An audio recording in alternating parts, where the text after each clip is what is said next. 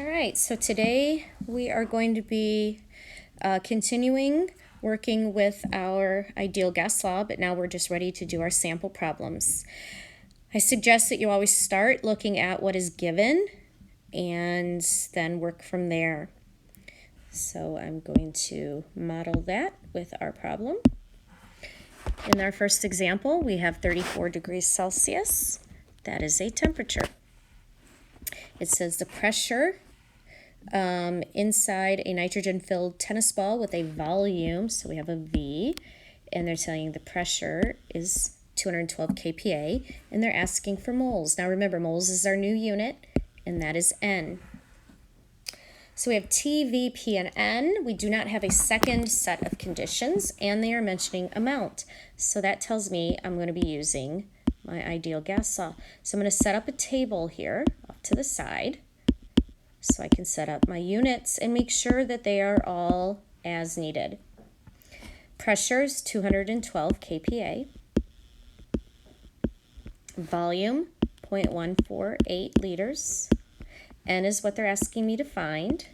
Temperature is 34 degrees Celsius. I check out all my units. kPa is good. Volume is good. Temperature in Celsius is not good. I have to add 273. And when I do, I get 307 Kelvin. So I'm missing my R. And if you remember, we have two choices for R. My choices for R, I'll go ahead and write those out for you. R can be 0.0821 liters times atmospheres over moles times K, or 8.31 liters times kPa over moles times K. So the one that you pick always has to be the one that matches the pressure unit. So our pressure unit here is kPa. So which one are we going to pick? We're going to pick the 8.31 liters times kPa over moles times K. All right, so now that we've done that, we're going to go back to our ideal gas law, which is PV equals nRT. Remember, we're solving for N. We're going to plug and chug. P is 212. V is 0.148. N is what we're solving for.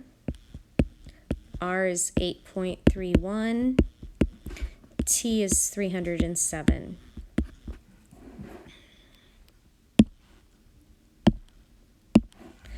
Now we're solving for N. So to get N by itself, we want to make sure we take these two numbers and divide them. So in our calculator, we're going to take 212 times 0.148. We're going to divide by 8.31, and we're also going to divide by 307.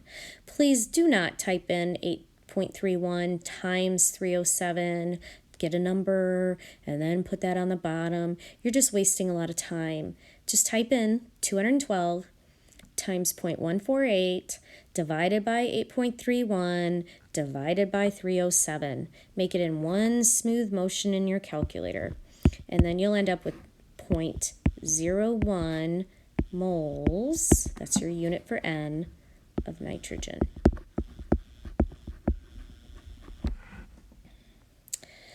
All right, moving on.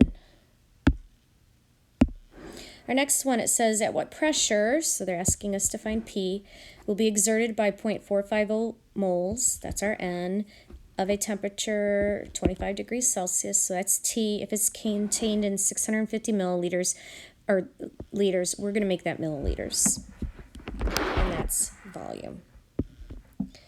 This is ideal gas law because we only have one set of conditions. They mention moles, so we know that's amount.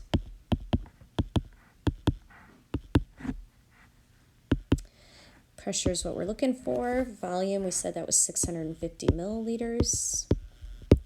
N is 0.450 moles. Temperature is 25 degrees Celsius. Let's check. Oh, I don't know why I put a P there. It's a question mark. Let's go check our units. Volume cannot be milliliters. We have to move our decimal 3 places to make it liters. That's 0.650 liters. N is good then. That's can be in moles. R has to match our pressure. Since they don't give us one, we can pick it. Might as well go ahead and pick, oh, you know what? Let's pick atmospheres. Let's go 0.0821 liters times atmospheres over moles times K. Temperature needs to be in Kelvin, so we add 273, and that gives us 298 K. We're ready for our equation. We have PV equals nRT. Plug and chug. P we don't know. V is 0.650. N is 0.450. R is 0.0821. And T is 298. We are solving for P, so that means we just have to get 0.650 on the other side by dividing by it. So we're going to take 0.450 times 0.0821 times 298 divided by 0.650. And we should get an answer for pressure of 1,714. Our unit, though, is for pressure. So look back at our R value and its unit. The only unit for pressure is atmospheres. So that must be our unit for atmospheres. So finally, our last example, it says at what volume will 12.0 grams, let's skip over that for 1 second, of oxygen gas occupy at 25 degrees Celsius, that's temperature, with a pressure of 52.7 kPa, that's pressure. So let's go back and revisit that 12.0 grams. Grams is mass, and mass is not in the ideal gas law per se. However, it is a unit of amount. So it's kind of like our N. However, N is moles. So how do we get from 12.0 grams to moles? We got to convert, but we can do that. So let's go ahead and set up our table. PV nRT. P is 52.7 kPa. V is what they're asking us to find. N, we're going to have 12.0 grams. R, well, R's got to match pressure, and if it's 52.7 kPa, we're going to have to use our 8.31 liters times kPa over moles times K. And temperature is 25 degrees Celsius. We have to add 273, so that will give us 298 K. All right, so all of our units are good except our 12.0 grams. We got to convert grams to moles. What does 1 mole of oxygen, O2, weigh?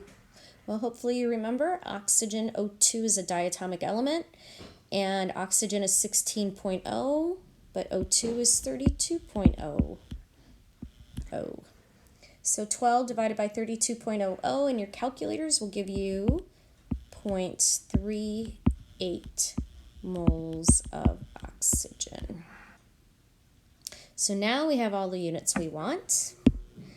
We go back to use our PV equals nRT.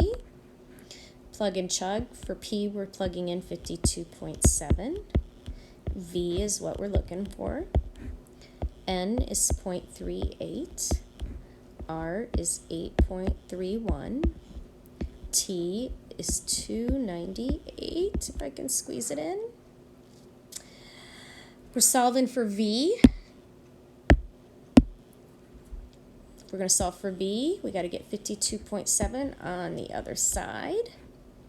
And when we do, we take 0.38 times 8.31 times 298, and then we divide by 52.7. And when we do all of that, we get V equals 17.9 liters. And that does it.